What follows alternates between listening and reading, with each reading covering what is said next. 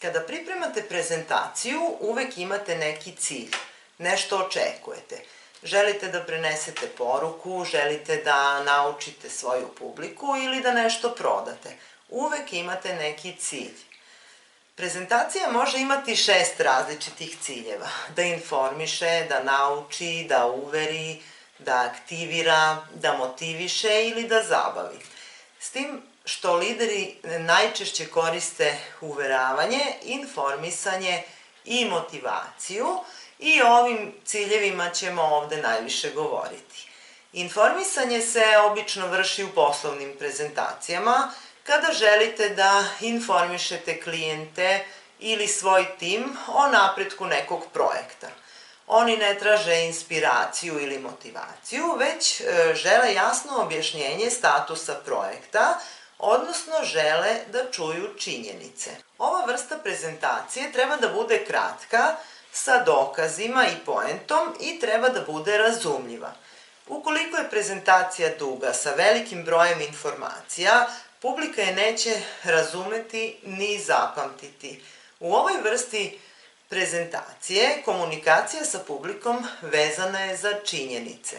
Kada pripremate prezentaciju, imajte to u vidu. Kada vam je cilj da publiku uverite, onda želite da publika razume vaše stavove i da vam veruje. Koristi se kada predstavljate timu svoju viziju, kada želite da prodate proizvod, uslugu ili ideju. Znači u organizaciji, prodaji i političkim kampanjama. Uverljiv govor bavi se rešenjem problema. Iznesete problem, zatim ponudite rešenje, predstavljajući svoje stanovište i metode. Uverljiv govor nudi dokaze, logiku i emocije. Ukoliko želite publiku da aktivirate na određenu akciju, onda ćete predstaviti informacije koje aktiviraju na akciju. U tom slučaju, pored uveravanja, publici treba naglasiti i šta da radi. U ovoj vrsti prezentacija neophodno je uneti emotivnost i strast. Ova vrsta prezentacije biće uspešna samo ako publika oseti da i sami verujete u ono što govorite.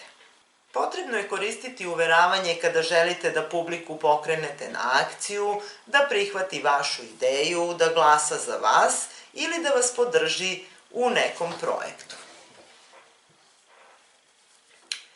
Motivacija je cilj većine govornika i dobro je ako ste u stanju da publiku inspirišete da razmišlja ili menja svoje ponašanje. Ovakvi oblici prezentacije česti su kada su upućeni ljudima da menjaju neko lično ponašanje. Motivacioni govori koriste se u preduzećima kada želimo da inspirišemo i motivišemo zaposlene na bolji rad ili kada se treneri, na primer, obraćaju svojim ekipama pred utakmicu. Imate cilj da svoje zaposlene motivišete da bolje rade na ostvarenju nekog cilja.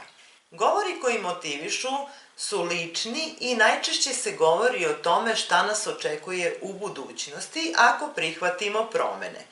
Kako je sada, a kako bi moglo biti.